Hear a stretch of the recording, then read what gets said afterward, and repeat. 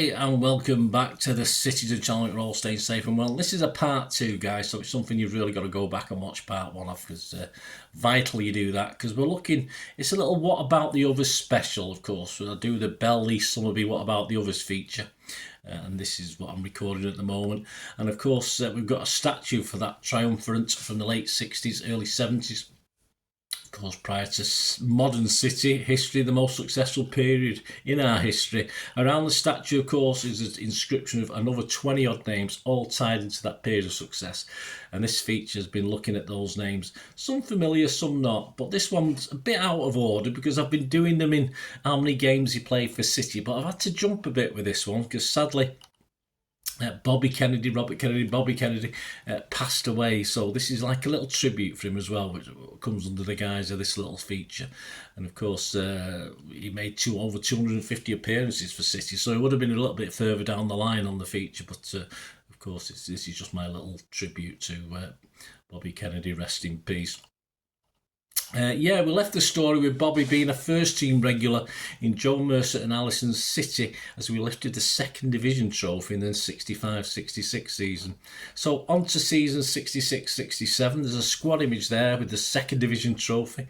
Bobby is free from the left on the back row. He was now, interestingly enough, when we had a look at these stats when he joined City, he was 5 feet 8. But at the start of this season, he was down in the matchday programme, was 5 feet 9. So, yeah, as I said, he's well past 21. So, he obviously must be eating his greens up here, or down here, as I say. He's a Scottish lad, of course, down here in Manchester. And there's an image there, of course, of Bobby in action away at Stoke City in a 1-0 win on November the 12th. And it was a difficult first season back for City, of course, in the top division, and Bobby as well. And as the season wore on, Bobby played less, but he managed 20 league starts and 1 sub-appearance. He added another goal on the 3rd of December in a 1-1 home draw with Nottingham Forest. He started 2 FA Cup games and 1 League Cup game, and he played in the number 3, 5, 6 and 8 shirts. On to the title winning season. We survived onto the title winning season 67-68. His height was now 5 feet 9.5 inches. So he's still growing, this lad. But well, there you go. I didn't find any of Bobby in that season's squad pictures. I looked through all the programmes, all my books, etc. And I'm sure there are some. And I've desperately looked on Wikipedia and not Wikipedia, on Google search and tried to find it, but I didn't find any squad pictures that included Bobby McDonald for that season, so that probably tells us a lot, doesn't it? And he did become a bit part player in this momentous season for City, of course, where we won our second title, as Buck, Doyle, Heslop, Oakes and Bell normally filled the roles Bobby had been playing. And again, Bobby Kennedy found himself a regular in the Central League side, making around 20 appearances for the reserves, who, though not winning their league, had a very successful season like the first team. He made 4 full appearances later in the season and was a used sub twice. At the time, that wasn't enough to qualify for a league title winners medal, but we'll get back to that in a minute. He wore the number 4 and 6 shirts, plus of course the number 12, which he also wore on the final day win at Newcastle, of course, the famous 4-3 victory. Bobby was an unused sub that day.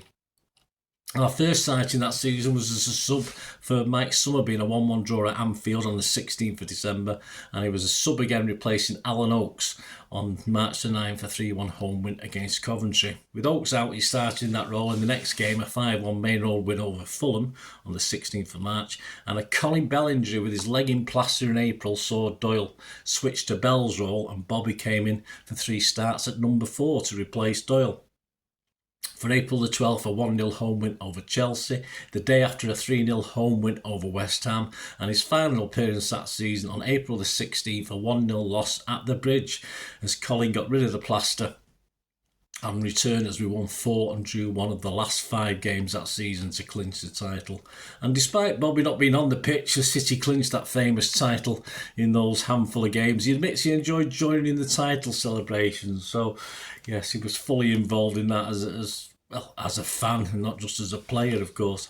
And in Malcolm Allison's interesting end-of-term report printed in the City versus Everton programme on the 29th of April 1968, he said this of Bobby Kennedy. He said, unfortunately, he has a skill particularly over Easter, but a borderline first-team selection. He trains hard and is a necessary part of the club's success. So, yeah, kind, but not convincing. Much has been made, of course, of Champions City gruelling American tour. Of course, there's a copy of their itinerary there on screen.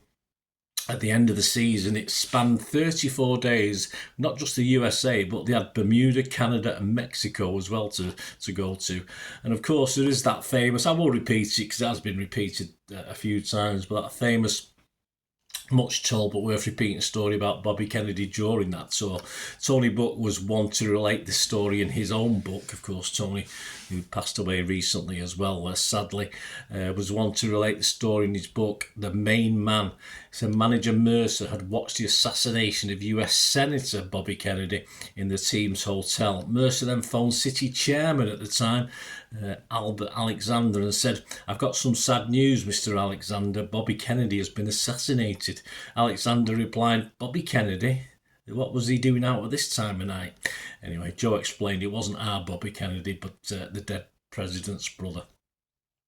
Season 68-69 on his stats, yeah, he'd shrunk a bit. He'd gone back down to 5'9", so he was 5'9.5" the season before. And he must have not hit his greens that year, on down to 5'9". And there's a squad image there of Bobby second from the right on the back row next to Glenn Pardo, plus a close-up picture there of his autograph as well. If any of you got them from when you were being a kid and somewhere.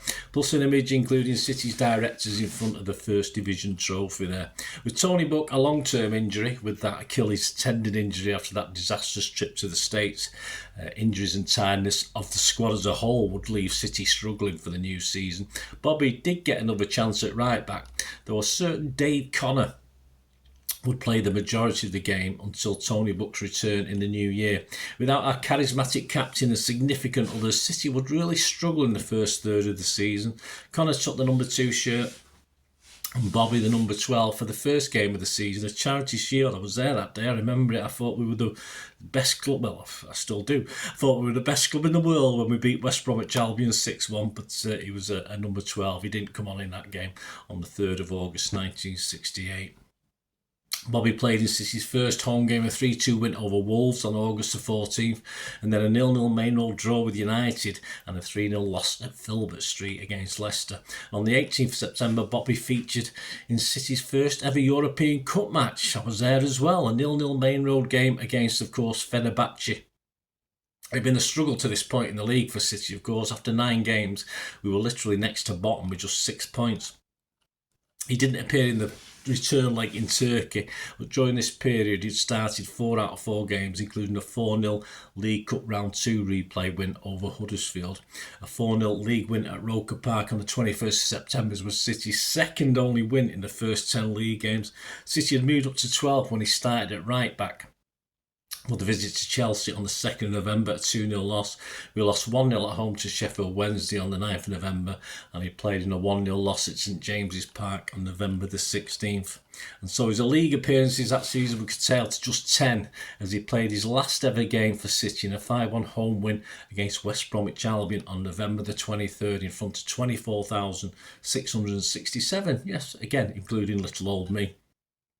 He had a run of 4 games as Dave Connor had his leg in plaster, including that West Brom win. The number 2 shirt was taken by Glenn Pardo until the return of our captain, Tony Buck, in January.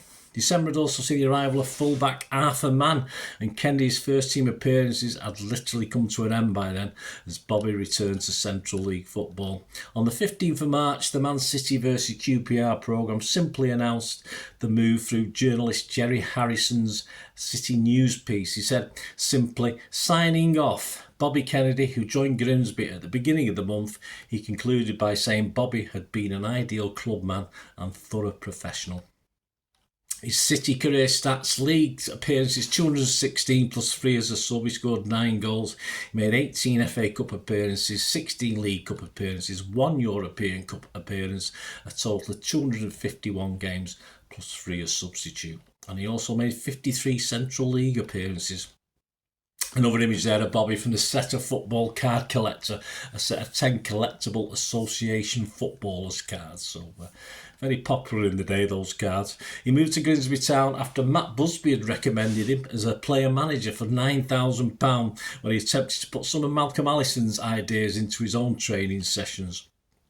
He admitted the role of player manager was a mistake, as he said you can't do both jobs successfully. And when he finally hung up his boots and concentrated on managing, he was sacked despite being cheered off the pitch by the fans after a successful league run guaranteed safety. The chairman sacked him the very, very next day. He scouted for Nottingham Forest. He eventually became Bradford City's coach and youth team manager, before he had a very brief spell with Drogheda in Ireland. He then returned to Bradford, first at City, then as honorary manager across the road at Bradford Park Avenue. He returned to Bradford City for a third time in January 1975 when he succeeded Brian Edwards as manager. He led Bradford City to 10th in Division 4 in his first season. Further success followed as he helped the club to promotion to Division 3 in 76-77. He was sacked in January 78 in the middle of a 7-game losing streak. The sacking led to a couple of the directors resigning in protest. He had literally had his contract extended just a few weeks earlier. Who'd be a manager? He became coach at Blackburn Rovers before leaving football altogether and moving into the clothing business. And he returned to watch City as and when he could.